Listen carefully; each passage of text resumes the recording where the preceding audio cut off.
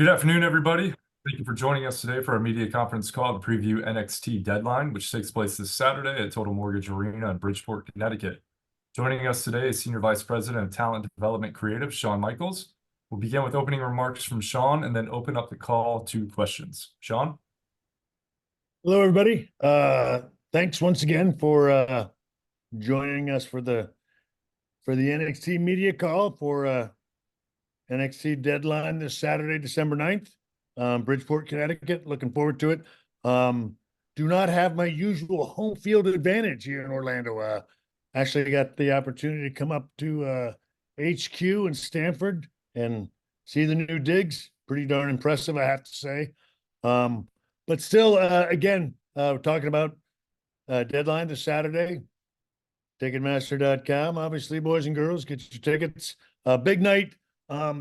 Final premium live event of the year, not just for NXT, but for the WWE as a whole. The boys and girls from NXT are excited about this one, looking to end the year on a bang. Ilya Dragunov, Baron Corbin for the NXT Championship. We have the two men's and women's Iron Survivor matches, a huge steel cage match with Kiana James taking on Roxanne Perez, and of course the North American Championship, Dirty Dominic Mysterio defending the title against Dragon Lee with Rey Mysterio in his corner. And then the kickoff match, Axiom and Nathan Frazier, which is going to be, everybody knows, a barn burner and a sprint. So anyway, obviously just excited about it. And we can get to the questions. And once again, just want to always thank you guys for doing this with us and for us and helping us out with these premium live events. So ready when you are. Thanks, Shawn. We'll now open it up to questions. We kindly ask that you limit to one question each, and we'll get through as many as we can in the time allotted. If you do have a question, please use the raise hand function within Zoom. Our first question, one moment here.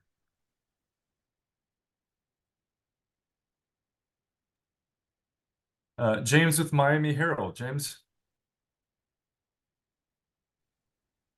Hey, thank you, Shawn. Thanks, everybody. I'm just curious really about the women's division. And we saw in the breakout tournament, the finals, Lola Vice winning, Kalani Jordan making it to the finals. Just what are your thoughts of the women's division right now as a whole, and those two in particular? Thank you. Well, again, I think about our women's division, what I think anybody, even with a little bit of brain function, sees in our women's division, which is, it's incredibly stacked. It's just amazing to me, our women in NXT and just the depth of the roster that we have. You can see it in the Iron Survivor match, the women's Iron Survivor match. We have 5 unbelievably talented women, but they weren't in it last year. So, I mean, that speaks to the depth. And as you mentioned, the women's breakout tournament, we still have people like Lola Vice. We have Izzy Dame. We have Danny Palmer. So we have so many other women that are not even a part of this PLE. Kiana James, Roxanne Perez, the second women's match on this inside a steel cage. The depth of NXT's women's division, I think, is better than it's ever been.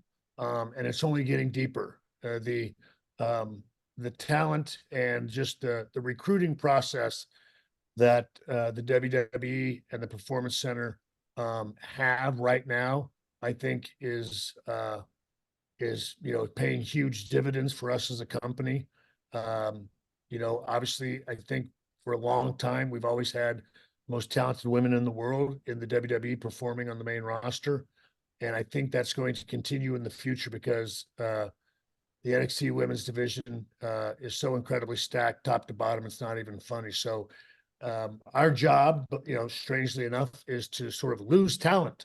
And the thing is, if we do, and when we do, there are so many other women chomping at the bit, ready to raise up. And so, like I said, this premium live event here, you can see we've got 5 women in one match, and we still have 2 women in a cage match, which again, I think speaks volumes to the depth of our division. Thank you. And nice hat Thank you very much. Our next question comes from Bill Pritchard. Bill? Hey, Shawn, how are you? Well, So I just wanted to ask about Wes Lee being pulled from the show. Just if you could provide any more details about when the decision to pull him from the show happened and what made Dragon Lee the right person to step in here for the match against Dominic. well, the decision with Wes, what was, pretty darn close to last minute.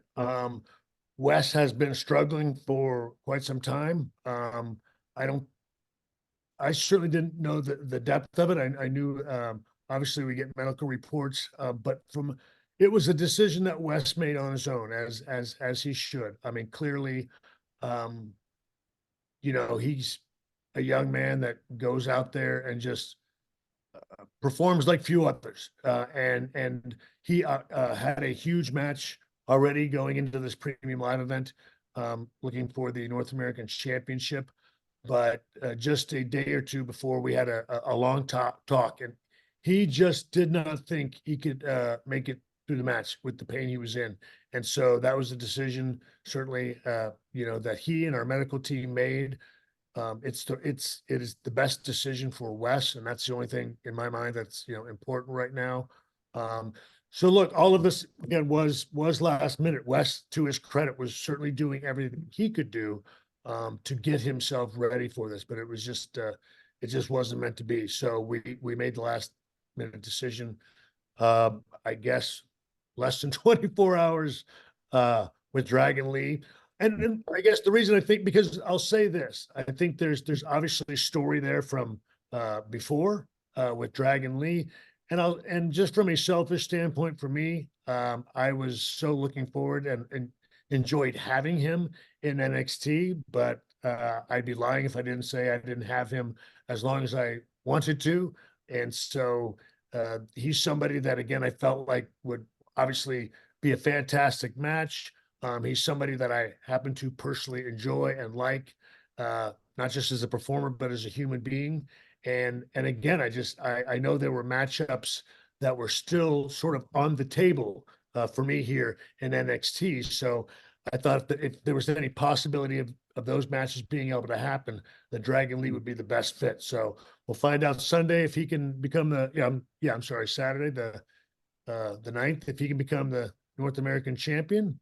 But one way or another, it's great to have him here in NXT, even if it's just for a little bit longer. Yeah, thank you. Looking forward to the show. Thank you very much. Our next question comes from Brad Gilmore. Brad? Hey, Shawn, pleasure to speak to you. My question is regarding the NXT announced team. Vic Joseph and Booker T, I think, have been an incredible duo for you all, and I think that they have enhanced the broadcast from my perspective. How do you feel that their chemistry has been, and in your estimation, how do you feel that they have added to the broadcast? I love them both. First of all, so yeah, I'm a huge fan of Vic Joseph. I again, take Vic aside, I think he is absolutely one of the best play-by-plays guys in this business. And I mean that, again, Vic is absolutely fantastic at his job. And I don't know a young man that works harder at that job than Vic does. Book, again, we are on a regular basis in the back, again, laughing out loud with their chemistry every Tuesday night. Again, I still watch as a fan as we're back there doing this. And the fact that again, it may not always be the right thing, but if I enjoy it and it's making me laugh, I always feel like we're going to keep going with it. So I love their chemistry. I love what it is they put together. I think there's a good yin and yang that goes on there, because Book can be so far out to lunch sometimes, and watching and listening to Vic having to reel him back in is some of my most enjoyable times during the week. So I can't speak more highly of our announced team. But if I could say, like, on a serious note, hey, I don't ever want to lose Vic, but he is absolutely the best. He's a dude that is incredibly gifted and really good at his job. You bet. Our next question comes from Alistair McGeorge. Hey Sean, how's it going? I'm good, Alistair. How you doing, man? Yeah, not too bad, thank you. We've seen some hints this week of a potential new role for Ava after she was seen going into your office, a bit of matchmaking. I just wanted your thoughts on how she's progressing, and are you kind of giving a lot of thought now to where she might fit in the show? Yeah, well, look, I gotta say, Ava has been, look, I say this, she's been spending a lot of time. She comes and sees me a lot and brings me a lot of information about these matches. And I got to tell you, I think she's done a really good job. Look, I'll say this. I think we all know the bloodline that Ava comes from, very astute in this business, to say the least. She's been incredibly helpful, assisting me with all the stuff that I have to do. So, and I'll say this, look, she is still part of the NXT roster, a big part of it, and someone that we always love and enjoy having in NXT programming.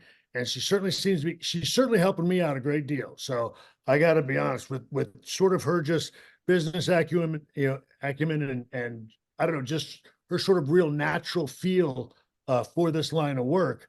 I can't tell you that, how much I appreciate the assistance, and nothing would thrill me more for her to take more off my hands in the future, but we'll have to see how that goes.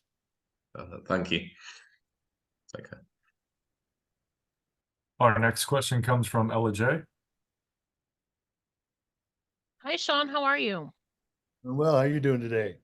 I'm doing great. I wanted to ask about the recent return of Nikita Lions. Obviously, we saw her return on this week's episode of NXT attacking Blair Davenport. I wanted your thoughts on obviously her coming back and what she adds and maybe what you see for her going forward in NXT. Well, look, I think everybody saw a lot of potential in Nikita Lions before she went down with the injury, from Blair Davenport. But look, so first of all, once again, it adds to what is already a unbelievably stacked women's division, as we talked about earlier. But I'll say this. So I think anyone with two eyes in their head can see that she's an extremely talented young lady. She does have something special. Again, as people say, that it factor, I think that's something she possesses. But one of the downsides of having a stacked women's division is there is a lot of competition. And there are a lot of ladies scratching and clawing to get to the top. And she's, it's just not going to be handed to her. She's come back certainly with an intensity and a fire.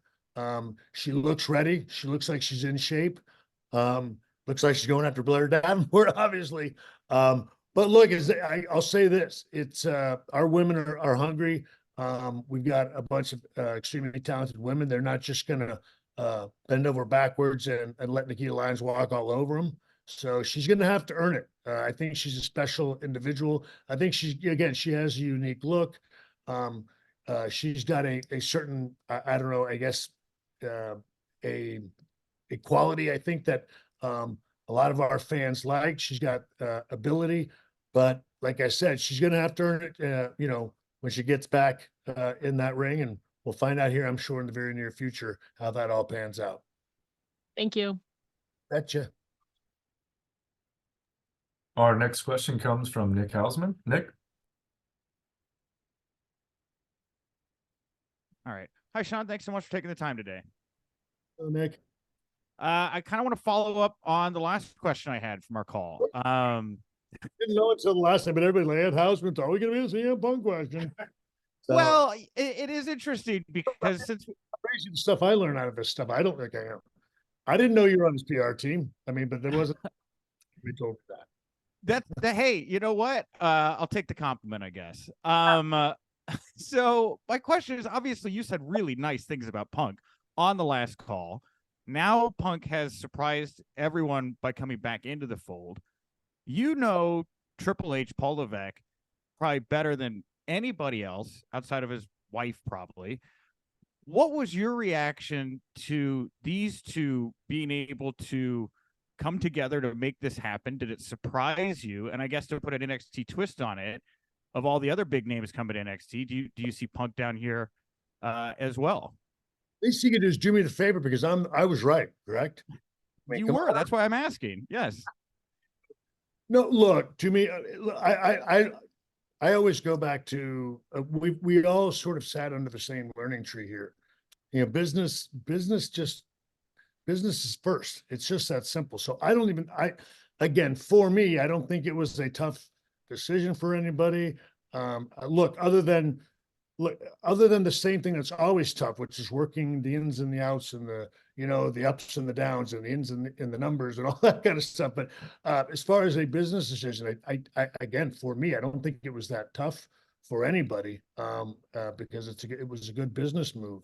So I'm happy I'm happy that it got done. I look, I want this company to thrive. I want it to do well. I want the people that come through the doors, whether it be NXT or come through the doors of WWE. Look, that's why we get into this stuff, again, just because we love it and we want to have success. And so I don't know. And look, even from a Punk standpoint, I don't know, to me, I have always found that if you can go out on your terms, that makes the leaving, when you do leave this, easy and peaceful. And that's what I want for everybody. Because again, I guess for me, the whole time I've always done this job, I've seen people struggle with walking away. So however it is you decide, that you want to make your exit, and I don't care where it is or when it is. If it's something you have peace with, that's what's most important for me. This job and this life and everything else is hard enough. So I'm happy for everybody involved. And of course, like I said before, yeah, I would always take him. I mean, like I said, I don't know. And I guess same thing I've said before. I may not be a compliment to poor Phil, but I always felt like, again, at least from I don't know, we looked at this business a lot of times the same way, and I don't think there's anything wrong with that. And so anyway, I wish him luck. I wish the company luck. I'm very excited about it. Obviously the NXT universe, I'm sorry, the WWE universe is very excited about it, as they should be. I have no doubt there are big things going forward. And it's a great time to be a fan, right? Yeah, I mean, I'm having a good time. Yeah, absolutely. So again, it's a win-win for everybody. And to me, when it's like that, it's a no-brainer, man. I don't spend a lot of time thinking about it or even feeling like we need to explain it. Everybody enjoy this, and let's just have a good time, in the wrestling business. I think that's just the way it should go. Cool, man. Hey, thanks so much for the time, Shawn. Best of luck this weekend. I'm just ribbing. I didn't know. No, it's fine. You're just, it's like Reddit come to life right here, but you're Reddit, but you're also Shawn Michaels, and so that's cool. We're fine. Don't worry about it. Thank you. Our next question comes from TK Trinidad. TK. Hi, Shawn. TK from Women's Wrestling Talk. So just a quick question. So you guys are eventually moving on to a CW. So I just wanted to see if you had any plans or things that you're going to be making arrangements for, as far as, camera angles or talent or stuff like that in preparation for that move. Well, like that move's still a bit of ways off in 2024, but we're extremely excited about it. Again, obviously thrilled about that, that new partnership with CW here in 2024. But again, the partnership that we've had with USA has just been phenomenal. They have been absolutely fantastic and so supportive throughout the years. Certainly, I guess from my personal standpoint, from a WWE time, I did a lot of stuff that got in trouble with the USA Network, and they were always just fantastic with us. So can't thank them enough for the partnership that even NXT has had over the past several years. And look, we want to finish out strong in that partnership. But look, I'd be lying if I didn't say we were very excited about the future with CW. More of those things will come as we get closer, though. I have no doubt. I certainly plan on, getting as many big and special opportunities as we can and blowing it out in 2024 with the CW network. But we've got a ways before we get there. So going to finish strong for USA and then make a big blast when we hit CW. Awesome. Thank you. Yes, ma'am. Our next question comes from Nims Azar. Hey, Shawn. Hope you're going well. Going well. Thank you. Now, I just want to quickly mention last year, Grayson Mueller from Australia just won the men's Iron Survivor Challenge, and we've seen where that has gone and taken him, doing great things on SmackDown. Last year, the match was a bit of a mystery. It was an unknown. We hadn't seen it before. But now that we know what the match is like, we know what winning it can do for your career. Do you think that adds pressure to the superstars, not just the men, but also the women that are in the Iron Survivor matches this weekend, now that the bar has been set? Well, absolutely. But I'll say this: there's already a great deal of pressure on the young men and women that come through NXT, especially when they make it to the level of being on PLEs, and then you come to a match like this, the Iron Survivor match, that as you mentioned, certainly propels guys to even more success down the line. But this match in and of itself is a tough match. It's 25 minutes, multiple falls, a lot of working pieces in this match. So I don't think that's something that a lot of times people understand, all the mental capacity that this kind of match takes on you, as well as a physical toll. So look, I think there's a lot of pressure going into premium live events as a performer anyway. Then you add a match that is difficult on top of it. I'll say this: my advice would be to everybody in the matches, I wouldn't worry about my future so much as I would worry about Saturday and having a great performance at Deadline on December 9th in Bridgeport, Connecticut. To me, nothing should be more important than the match that they're having this Saturday. They focus on that and do well, I'm sure they'll be fine. Thanks, Shawn. Appreciate your time. Yes, sir. Thank you. Our next question comes from Mike Johnson. Mike?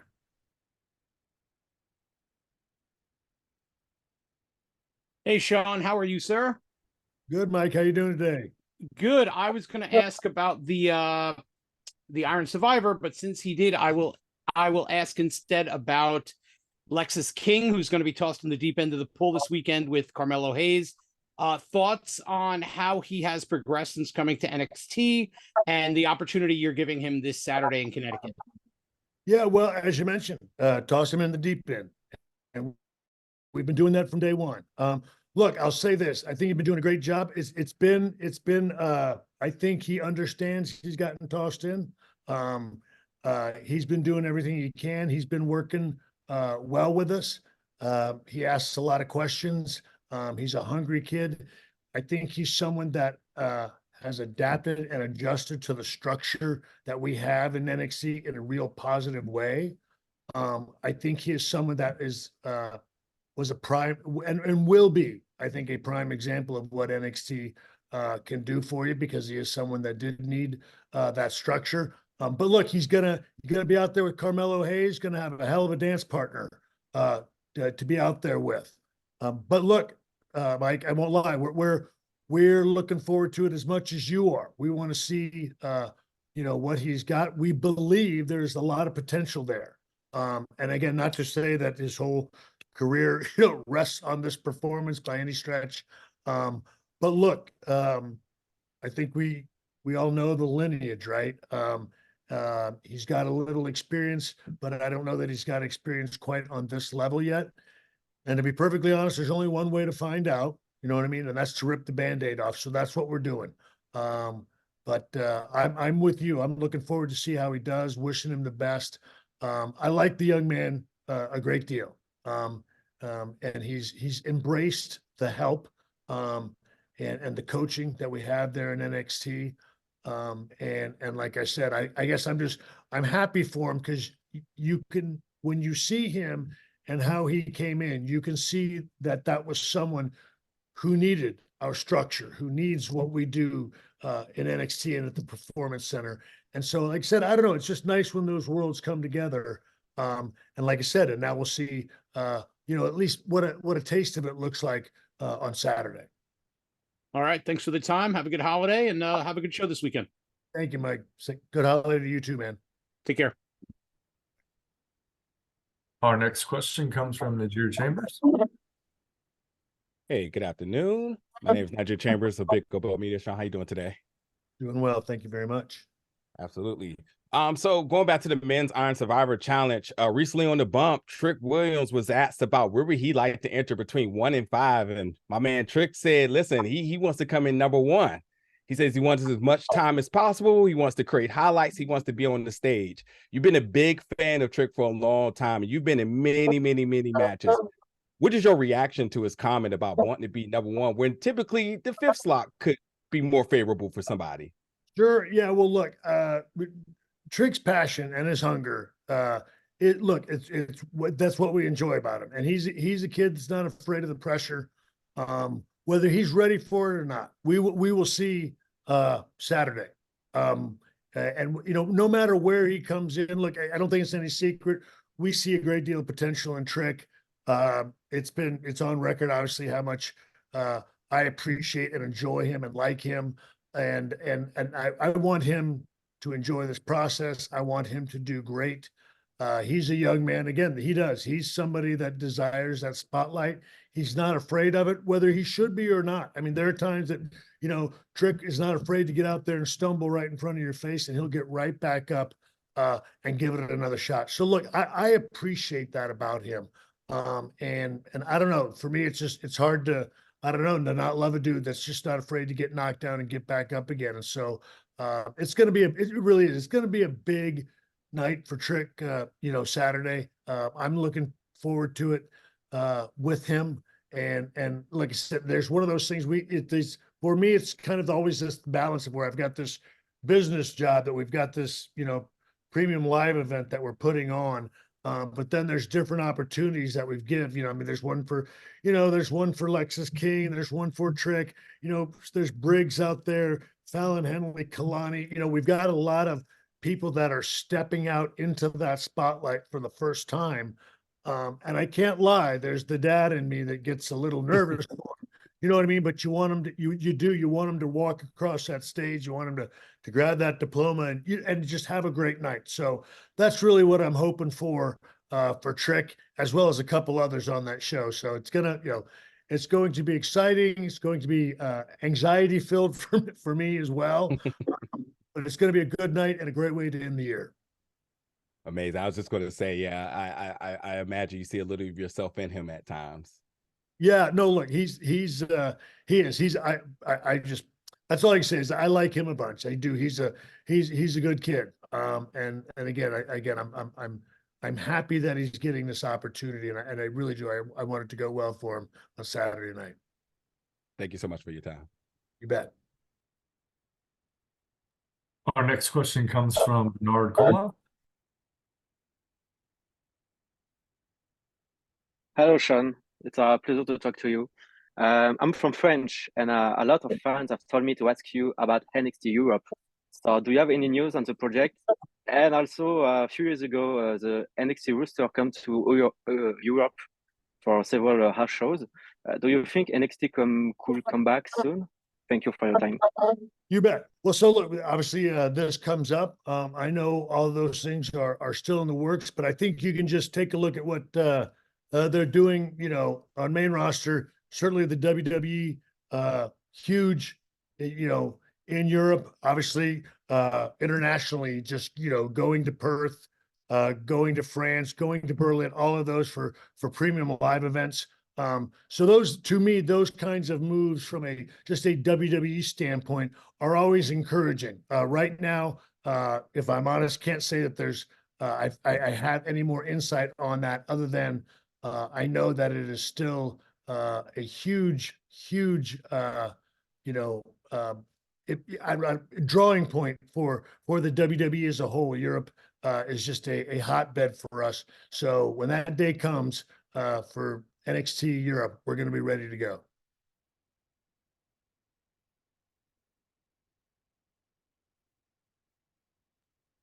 Our next question comes from Matthew Aguilar. Hi, Shawn. Thanks so much for taking the time. Yes, sir. Lyra Valkyria took down one of, WWE's biggest stars in Becky Lynch to become NXT Women's Champion. What did you love most about, Becky's return to NXT and how that helped set Lyra up for this next chapter? Look, the biggest thing, the way it's her servant-like nature that she brought. Becky Lynch is a huge star. She's a WWE superstar through and through. But she came down to NXT and just made sure she wanted to lift up all of the women and NXT as a whole down there. And I think for me, the humility at which she went about doing that to me was just off the charts. And that's what I appreciated so much about her and doing it. At no time did Becky ever carry herself in any way other than a humble, just unbelievably professional, class young lady. And I thank her for that more than anything else. She did a great deal for us.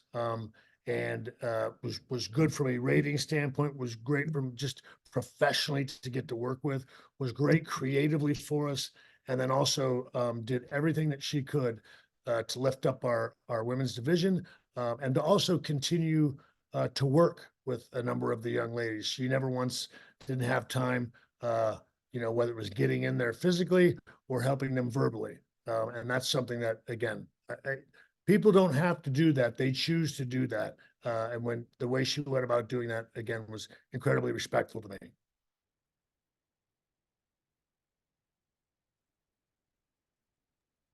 Our next question comes from Kimmy Sokol.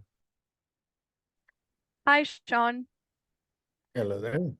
Recently, we saw more people get signed throughout the NIL program. What are you looking forward to looking with these already talented athletes? Well, look, we're going to stuff them all. No, I'm just kidding. No, look, I love it. We are taking on more people. Look, I'll just say this, that NIL program and just the recruiting process to me has just been a game changer for the WWE and certainly for NXT. These young athletes, boy, they get this stuff pretty darn quick. And so honestly, as we saw in the women's breakout tournament, what we're going to see starting very soon here, starting next Tuesday, the men's breakout tournament. And again, in the future, we've just got more and more people coming in through the pipeline of the Performance Center in NXT. So I can't speak enough to that. Honestly, looking forward to, having a bigger facility someday. But the more the merrier in NXT. I got news for you. We're looking forward to the CW relationship we're going to have next year. From a television standpoint, we're going to be locked and loaded and ready to go. And so this NIL program is just continuing to feed the machine that is NXT and the WWE. It's a lot of suitcases back there too. Our next question comes from Russ Weekland. Hey, Shawn, thank you so much. You mentioned earlier on Becky's impact to NXT. To expand on that, we're going to see Baron Corbin have a huge match at the show this weekend. What kind of bar is set when the main roster people come down to NXT that you definitely need to see? Because I'm sure it's different for each superstar, but how could you expand on that? Well, to me, I think what I appreciate most about the main roster people, when they come down, look, they have, if they so choose, they have the choice to come in and, I don't know, maybe phone it in, not do it as passionately, or look at it as another day, that they have to be on the road. None of them have done that. Baron Corbin comes in like a kid. He's having so much fun in NXT. And look, that's something even Chad Gable mentioned it last week when we had him. Something that everybody mentions when they come down to NXT is how much fun they have. And again, not to throw, a bunch of rain on the main roster, because my best friend in the whole wide world is running the main roster, but ours is so much more fun. Okay. Because I'm Johnny Goodtime. He's Debbie Downer. Okay. I'm Johnny Fun. He's Debbie Downer. No, it's just, they really do. It's the passion, the hunger that they come in with. I think it takes them back again, to their college days, to be perfectly honest. I think that's what it is, the kind of feel, the environment that we have at NXT. And look, it doesn't always work for some people. I mean, some people come into NXT like, oh my God, there's a bunch of kids here. When's everybody going to grow up? You're like, well, yeah, like we're not. That's the whole point of being in NXT. So it is. They come down, they have fun, and I think. But to answer your question, I think a lot of times our young talent sort of expects them to maybe, I don't know, carry themselves a bit more stiff and be a bit more proper, but they actually relax and enjoy the, again, the environment that we have. And I think it makes, our talent look at that and be encouraged in the fact that, like, holy cow, 5, 10, 15, even 20 years down the road, I can still be excited about doing this job. And look, I think, in my personal opinion, that's the only way to do it. But it's one thing for me to say it, you know what I mean? And it's another thing for them now to see it walked out in front of them by the men and women that are currently doing it. Thank you, sir. Our next question comes from Jeremy Lambert. Hey, Shawn, thanks for doing this today. Yes, sir. I wanted to ask about McKenzie Mitchell. She was released the last week, I believe, and it was the only release, but did you have any insights on McKenzie being released and any further comments on it? No, I don't. Look, just McKenzie's always going to be part of the NXT family, and I mean that sincerely. But look, no, it was something that obviously took me by surprise as well. My understanding is there's just some areas where we have overlapping jobs, and there were going to be changes. There are a lot of things that go on within this company that are way above me, and so this obviously was one of them. But look, we hope that, like we always say here, I will say the door is always open here in the WWE. I think in my opinion, McKenzie will always be part of the NXT family, and it doesn't mean that we can't revisit that relationship somewhere down the road. Good Lord willing. But obviously, it's a loss to us in NXT. But the machine, as always, has to continue to roll on, and we will obviously do that. And obviously, we will miss her greatly because everybody absolutely loves and adores McKenzie. Thanks, Shawn. Good luck on Saturday. Thank you very much. Our next question comes from Vineet from News 18.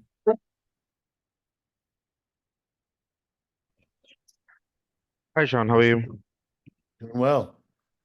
So I'm on this call from India, so I want to know your thoughts on starting talent from India. Gururaj is still on the NXT roster. Indus Sher were there for a while. There were quite a few superstars before that, Jeet Ram, Akshan Rafta. So your thoughts on development of the current talent from India and what the future holds, trying to see how WWE is trying to tap into the huge Indian market. Sure. Well, look, I think, as always, just within this company as a whole, expansion is always the name of the game. And so it doesn't matter if it's India, Europe, Australia, Japan. I'll just say this. I mean, we're always looking at expansion. And obviously, India is a part of that. I can't speak any specifics. I just know that from a diversity standpoint, WWE is world, is global. And so we have diversity that's, on our rosters from everywhere in the world. And that's something we will continue to have in the future. And whether it be India, like I said, or Australia, Japan, one way or another, this is the WWE, one way or another, we will get to you in good time. I can promise you that.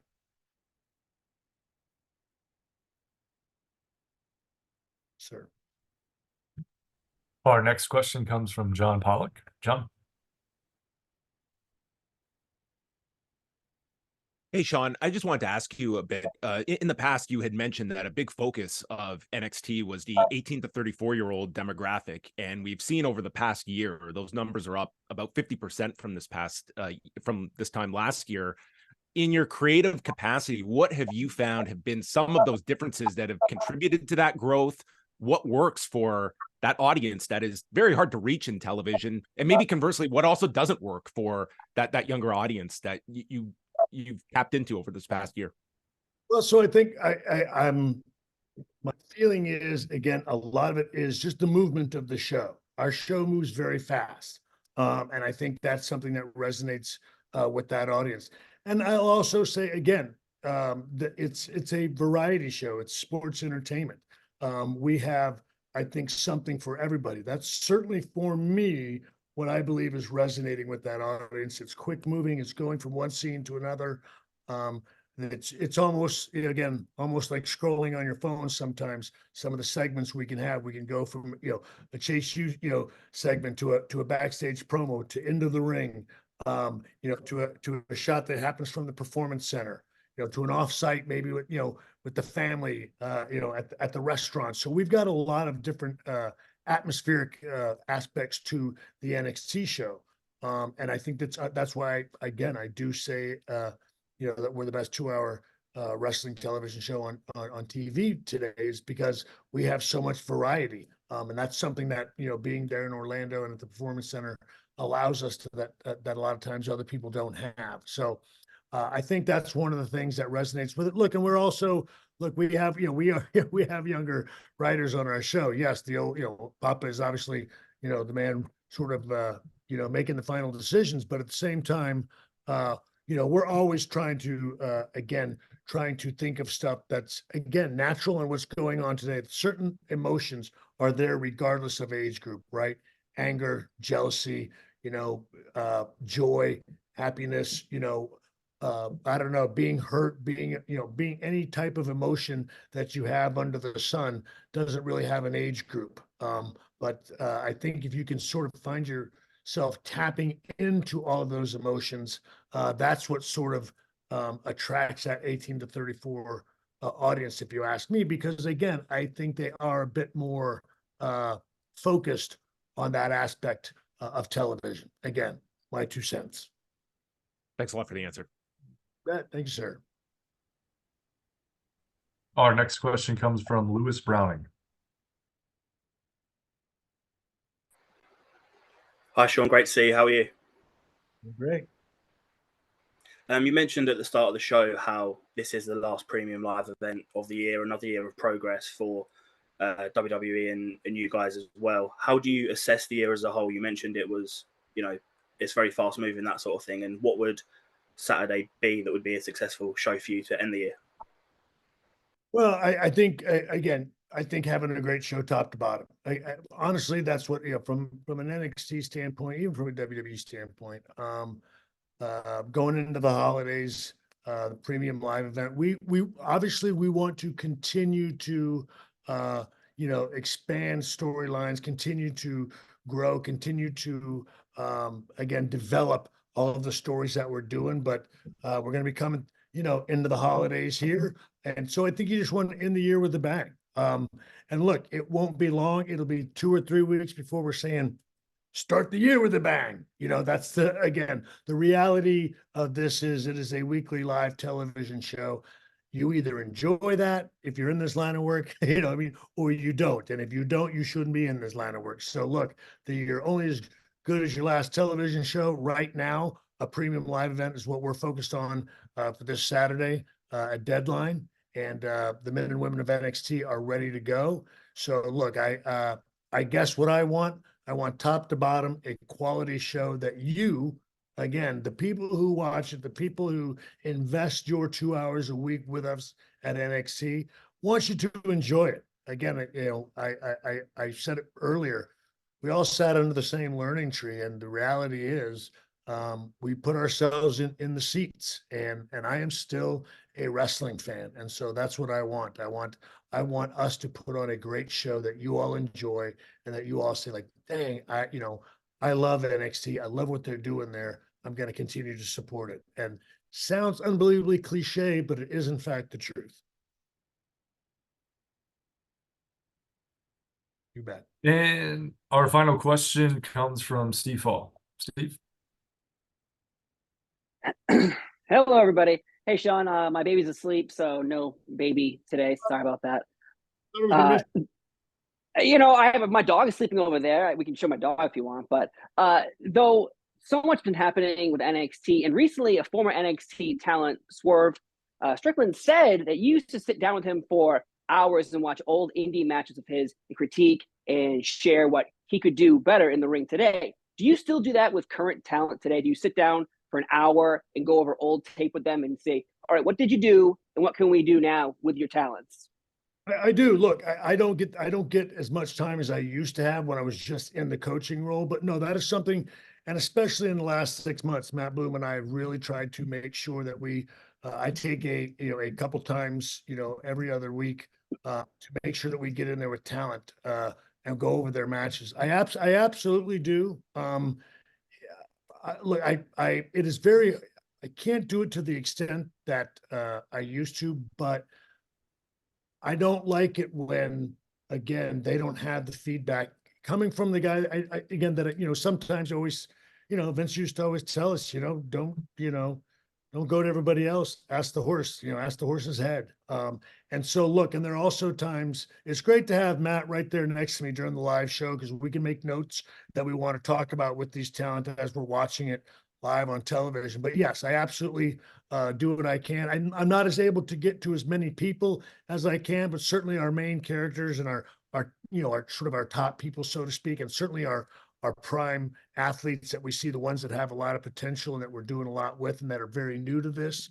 I absolutely do what I can to make that time because that's a part of the job again that I love. That's also an aspect of the job that I miss a lot as well. But look, and I love doing it with Isaiah. It was great back then, and I still enjoy it now. So I don't get to, to answer your question, I don't get to do it as much, but I absolutely do get to it, every other week with guys. Well, thank you and happy holidays. Very much. Same to y'all. Thank you all for joining. We'll end with final comments from Shawn. Shawn? Yeah, well, look, once again, I just want to thank everybody for doing this with us. I don't know that anything, earth-shattering ever comes out of these things. I don't know if it's supposed to, but I just appreciate you guys always helping us out with these, promoting this. And when everything's said and done, that's what I want for NXT. I just want to continue to, expose our brand to the world. You guys are a big part of helping us do that. I recognize that everybody's base is a wrestling base, but there are times, I don't know, maybe sometimes we're losing some of them. We're not connecting with some of them, and you guys are our conduit to that. So thank you all for helping us out on this. And I do want to wish everybody a fantastic holiday, and we'll see you next year because I'm going to be hitting you guys up again in no time at all. So thank you all and happy holidays. Thank you all again. A replay of today's call will be available shortly. You may now disconnect.